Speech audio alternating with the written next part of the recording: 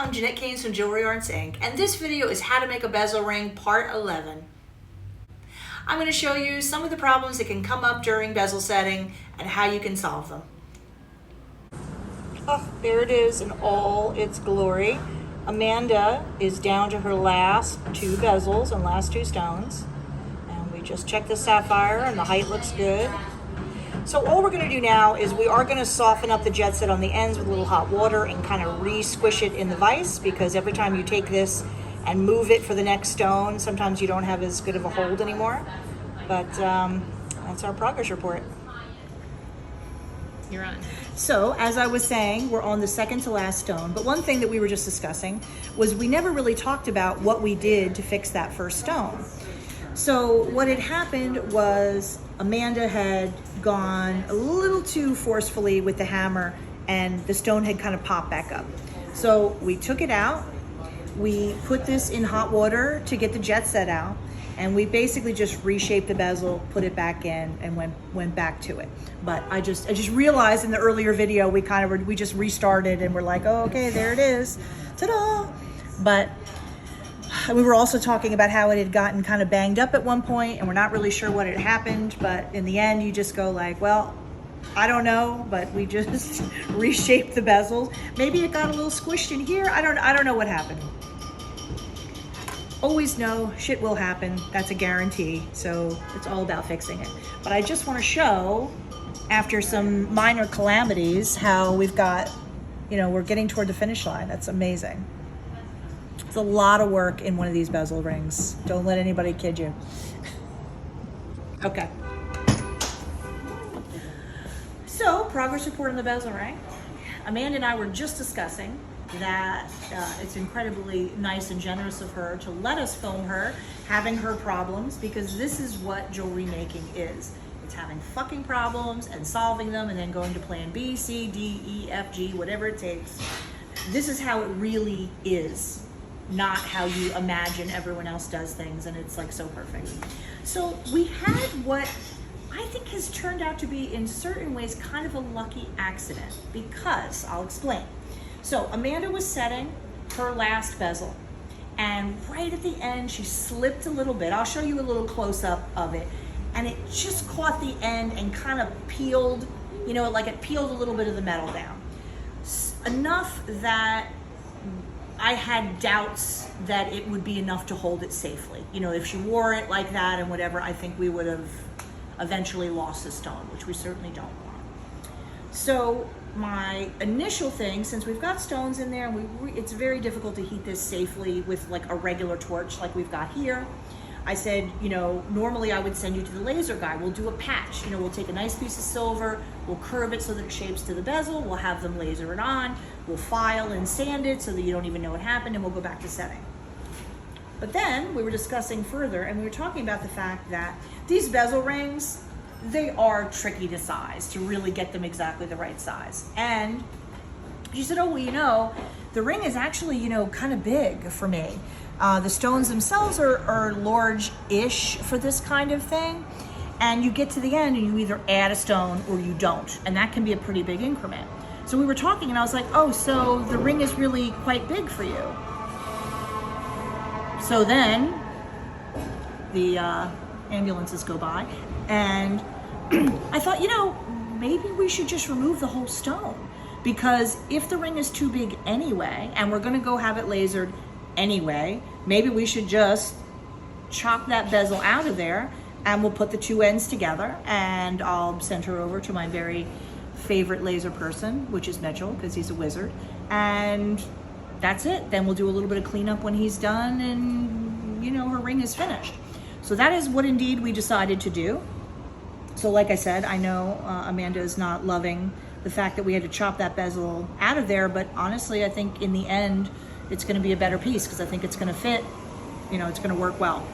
So that is indeed what we did. I'll show a little close-up of the bezel, but we threaded a nice thin saw blade, a 6/0 blade, straight down through the one side, straight down through the other side.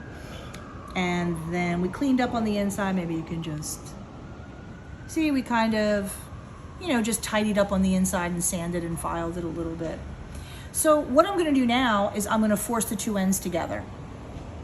And what I was saying was, this is something that we covered, you know, when we were doing that bezel ring hack video, that when you want to like press it together or press it down in, it's really good to have like a little liner so that you can press right between the two bezels to kind of get force in the right spot.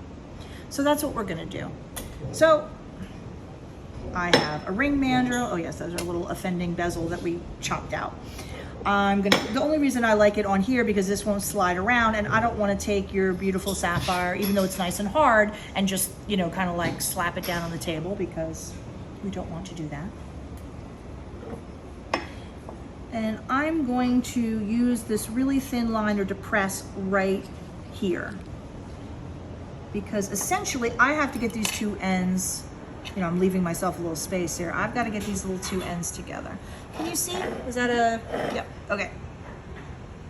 So you see that? I've got that right in between here, and I'm gonna press in like so. I mean, this will probably leave a tiny mark in there, but we're gonna give this a high shine when we're all done anyway, so you won't see that. Okay, so you see how I've kind of brought it in a little. I'm gonna do from the other side. Because the key for something like this to me is I don't want to necessarily just go and have it be like a funny shape. I want to kind of bring it in somewhat gradually so our shape is still nice. You see that by pushing right there? Like so. Slide it so I have a little more room. Yes. And I'll press from the other side. And honestly, I'm just gonna like keep bringing it in till I get those little stinkers together.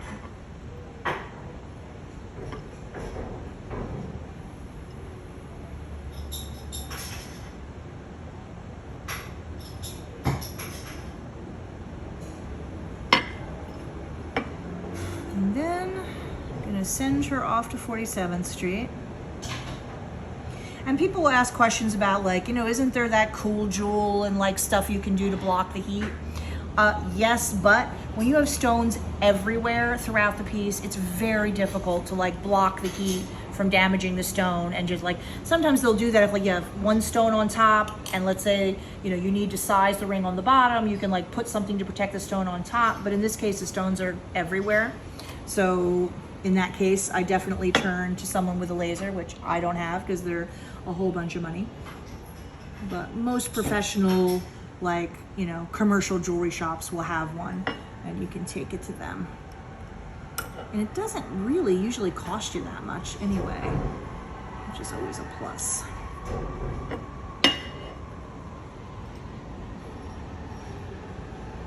Okay. So you see how I'm not there quite yet, but how much it's come. And the shape is staying pretty round, which is what I want, which is why I'm not just sort of like shoving the ends together and, you know. Also just do a little bit like this too. Now, after this is lasered, we'll also go through and we'll check all the stones because we are shifting this around a little bit. So if any of the stones have become a little loose or need a little extra zhuzh, you know, we'll do that. But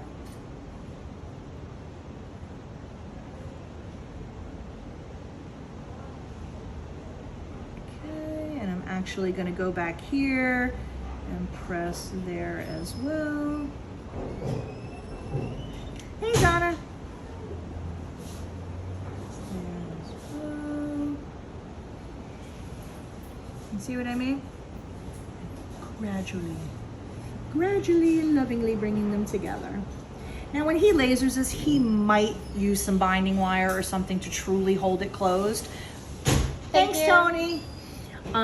But we're gonna leave that to his discretion, you know what I mean? Or he might use a third arm or whatever, but we're gonna just get it touching. Because a lot of this too is I don't want to create a huge amount of stress in one spot by just taking it and going. I want to distribute the stress, you know, like life. We don't want it all together at once.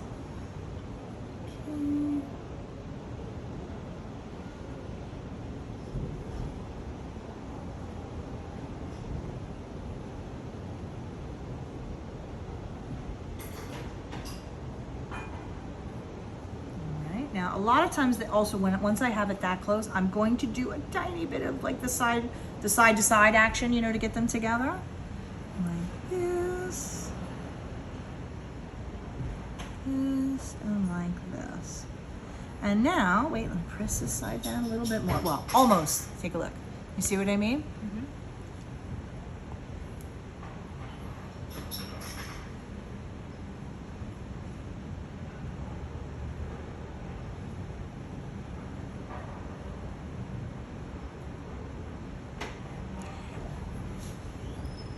And like, if you take a look at that, if I just held this up to you and you didn't know we had just pressed those two babies together, I'm not sure you would know that that had happened.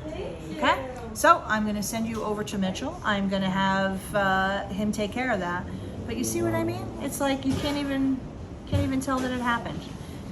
And you know, that's the secret behind a lot of the handmade jewelry that you see.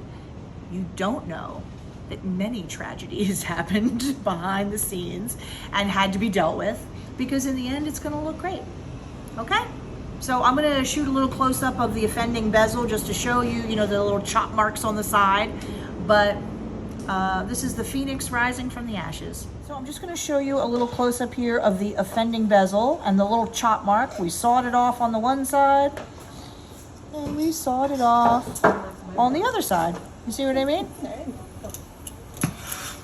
So there it is. You see the little saw mark? We used a 6-0 blade, like the thinnest one we had. So there's the little bastard that gave us trouble, but we'll probably forgive him considering the ring's gonna look pretty good when we're all done.